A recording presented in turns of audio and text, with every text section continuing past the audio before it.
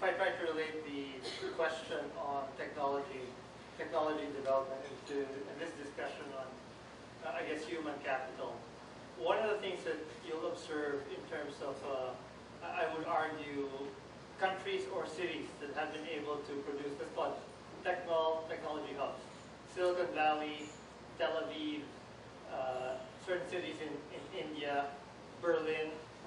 It revolves around a number of things. It's the environment. One is that there probably is, in fact, there are very strong educational institutions that are in those areas that produce, let's call it maybe technically savvy human resources.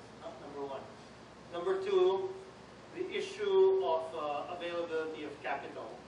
It's not so much particular projects per se, but actually the availability of capital and what it is in terms of risk-taking, in terms of, let's call it the angel investors, mezzanine investors as we call it, trying to say, let me take a bet on this idea, this particular group at any given point in time.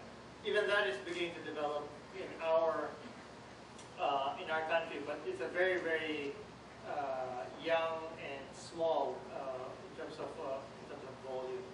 So it's not so much, I guess, an issue wherein, technology or any sector's, let's call it independence, is mandated, but rather how do you create the environment such as actually this sector will develop. So education and human resources are actually quite key, just judging from the empirical evidence that we see around.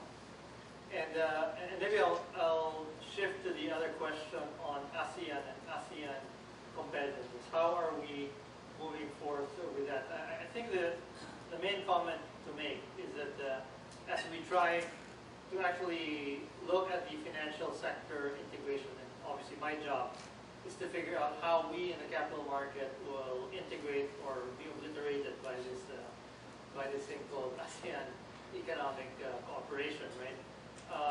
I think it boils down to a number of issues. First, one, the realization that despite perhaps the many pronouncements that we are there, I think the reality is we are far from having, let's call it, the enabling infrastructure, and I don't necessarily mean physical infrastructure, but the enabling infrastructure to be at least a major player today in ASEAN. Why do I say that? We talk about needing scale for financial services companies.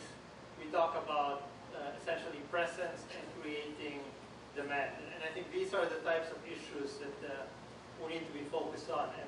And when it comes to the policy-making environment that's around it, I think I mentioned it in my own talks that it's very difficult when the let's call it the policy-making bodies or perhaps the implementing agencies when it comes to, in this case, whether it's taxation, are actually at odds with what they say. And one of the most basic things that we as business people rely on, the word of your counterparty, or perhaps the word as it's outlined in a contract, that these contracts remain and should remain things that you can actually implement and work under. When you have real empirical situations wherein the government is essentially in default, let's call it, in the water system arena, that's not a very good example. It's actually taking away from the credibility that's been built. When you have situations where the tax authority decides that certain instruments which were tax-free are now taxable, by the way, and when they're close to maturity, that creates a whole host of implications for any investor, global investor looking at the Philippines. In other words, it's not even so much can you trust what you have on a piece of paper. It's basically, can you trust the counterparties who are trying to be supposedly the safeguards of following a number of, let's call it, protocols.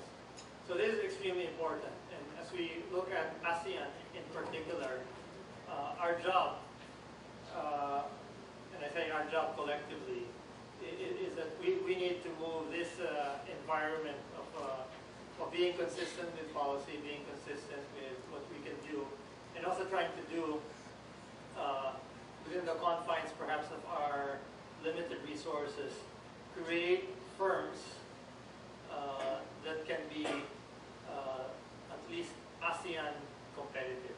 And I think what we're finding out, by the way, I would argue that we've seen great examples in the Philippines of firms without any prodding from the government. They figured it out. Just take a look at one of the largest snack food companies here in the country. They figured out where it's easiest to perhaps create packaging, create the snacks, and where they assemble this and basically re-export to the rest of ASEAN. No government told them to do it that way, but clearly they